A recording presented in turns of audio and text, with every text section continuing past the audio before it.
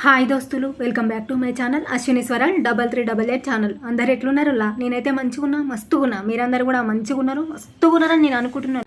ప్రపంచం తెలియదే జతై నువ్వు ఉంటే ప్రమాదం అనేది ఇటే రాదే.